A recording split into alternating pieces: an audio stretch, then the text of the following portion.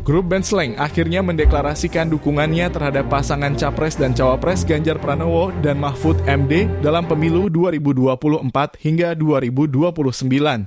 Selain memberikan dukungan, personil Slank yakni Bim Bim, Kakak, Abdel, Ivanka, hingga Ridho pun sudah menyiapkan sebuah single untuk dikumandangkan selama kampanye. Judul lagunya Salah Metal menang total, kata kakak Slank dalam deklarasi dukungan kepada Ganjar dan Mahfud di markas Slank di kawasan Pancoran, Jakarta Selatan, Sabtu 20 Januari 2024. Kakak mengakui sebelum mendeklarasikan diri, Slank sudah menyiapkan beberapa lagu sebelum mereka menentukan pilihan terhadap Capres dan Cawapres dalam pemilu 2024. Lagu adalah bahasa kami sehari-hari dan bahasa Slank dalam berkomunikasi, ucapnya.